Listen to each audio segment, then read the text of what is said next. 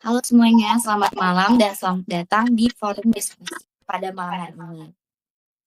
Seperti biasa, di setiap pertemuan kita akan membahas isu-isu yang sedang panas diperbincangkan dan tentunya pada malam hari ini kita akan membahas tentang peran teknologi informasi dalam bidang pariwisata. Namun sebelum itu, izinkan saya sebagai host pada malam hari ini yang akan menemani kalian. Di sini saya sebagai host, perkenalkan nama saya Selsi Asri Ainun dan rekan host saya. Nama saya Uwul Rahmatul Ula. Oke semuanya, seperti yang tadi saya bilang, pada malam ini kita akan membahas tentang peran teknologi informasi dalam bidang pariwisata. Nah, di sini kita sudah memiliki dua narasumber. Bisa diperkenalkan dirinya para narasumber. Oke, baik. Sebelumnya, perkenalkan saya Elsa Nurcahyani. Di sini saya sebagai narasumber 1 beserta rekan saya. Saya Arif Hidayat, sebagai narasumber 2 pada sesi kali ini. Oke, kita bisa lanjut ya. Di era digital seperti sekarang, hampir semua aktivitas wisata sudah terhubung dengan teknologi. Mulai dari pemesanan tiket hingga review tempat wisata. Nah, pada malam hari ini kita akan membahasnya lebih dalam bersama dua narasumber yang tadi sudah memperkenalkan dirinya. Betul sekali, kalau dulu orang harus datang langsung ke agen perjalanan atau menelpon hotel untuk reservasi. Sekarang cukup lewat smartphone, dalam hitungan menit semuanya bisa diakses. Ini menunjukkan bahwa teknologi bukan hanya membantu, tetapi sudah menjadi bagian penting dari industri pariwisata modern. Oke, karena malam hari ini tema diskusinya yaitu Teach and Chill. Jadi kita ngobrol santai aja ya. Jadi kita mulai dari dasar dulu. Pada narasumber 1, bisa dijelaskan apa itu teknologi informasi dalam bidang pariwisata? Oke, baik. Terima kasih kepada host yang telah memberikan kesempatan untuk saya. Jadi, teknologi informasi dalam bidang pariwisata itu adalah penggunaan sistem berbasis komputer dan internet untuk mengelola, menyimpan, dan menyebarkan informasi wisata. Contohnya itu seperti sistem reservasi online, aplikasi booking hotel, hingga promosi wisata melalui media sosial.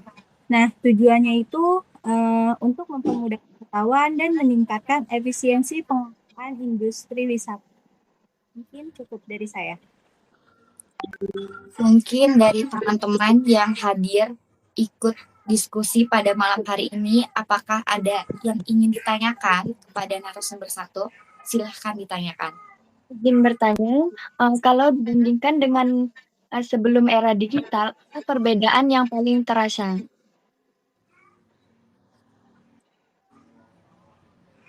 Oke, baik. Saya izin menjawab. Jadi perbedaannya itu sangatlah signifikan, di mana contohnya itu zaman dahulu. Nah, dulu itu orang harus datang langsung ke agen atau perjalanan atau hotel untuk memesan tiket ke kamar. Sekarang, semua bisa dilakukan secara online dalam hitungan menit, dan informasi juga jauh lebih cepat didapatkan dan transparan. Mungkin begitu saja. Baik, terima kasih.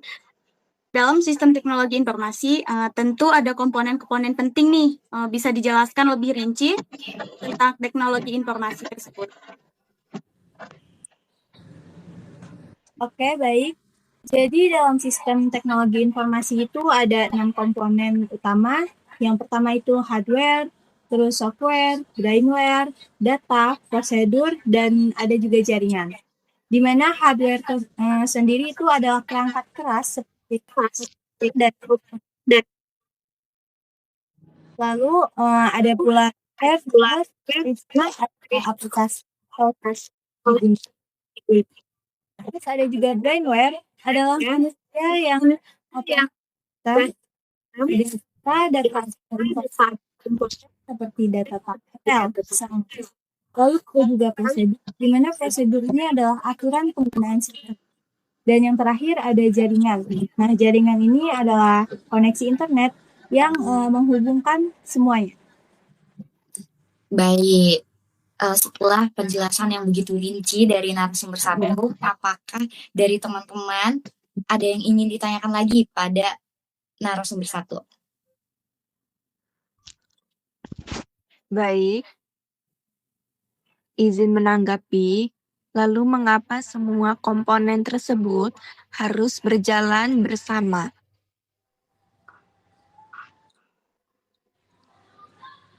Oke, nah jadi alasannya kenapa semua komponen itu harus berjalan bersama, karena jika salah satunya tidak berjalan, sistem itu akan terganggu.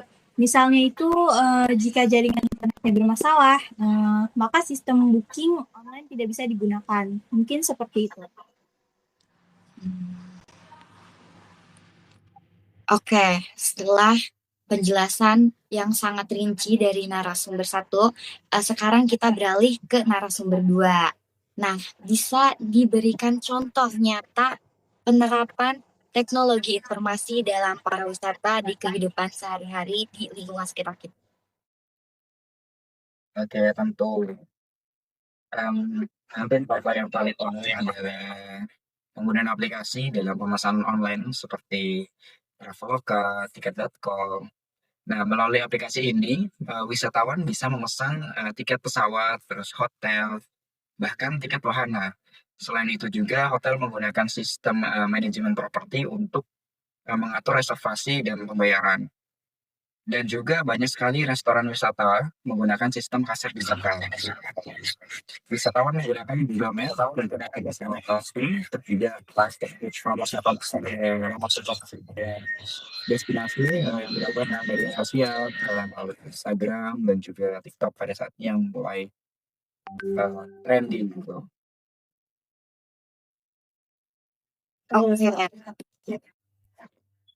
Oke, dari apa yang sudah dijelasin tadi, apakah penggunaan teknologi ini benar-benar bisa meningkatkan keuntungan industri dari pariwisata tersebut?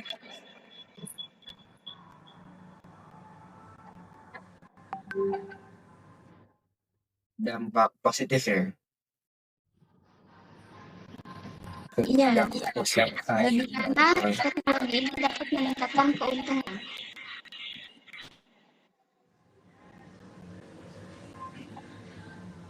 Ya, karena teknologi ini sendiri membantu meningkatkan keuntungan dengan cara memperluas jangkauan pasar. Jadi nggak hanya wisatawan-wisatawan domestik saja yang dapat mengetahui informasi-informasi, namun juga bisa sampai kepada mancanegara. Melalui promosi digital, selain itu sistem otomatisasi juga mengurangi biaya operasional yang cukup besar dan juga meningkatkan efisiensi kerja. Seperti itu.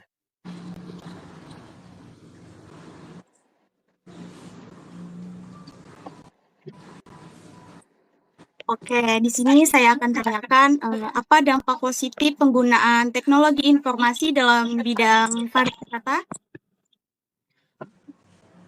Berdasarkan dampak positif yang ada pada bidang pariwisata ini, dampak positif antara lainnya adalah proses pemesanan yang lebih cepat dari biasanya dan juga mudah, juga informasi yang lebih transparansi dan juga meningkatkan efisiensi operasional, meningkatkan promosi lebih luas dan efektivitas pengalaman wisata yang lebih baik, dan personal melalui rekomendasi digital. Nah, bicara mengenai dampak positif, tentunya di segala hal dampak positif dan dampak negatif akan selalu berhubungan. Nah, untuk tanggapan dari narasumber 2 sendiri, apa tantangan yang dihadapi mengenai teknologi informasi di bidang pariwisata pada era zaman ini?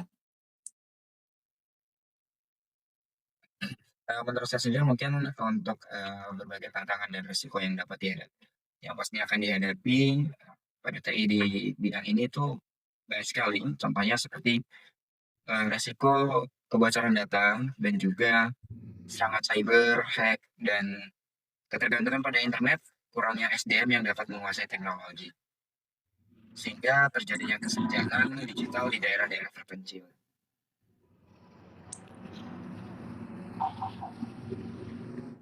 Oke, baik.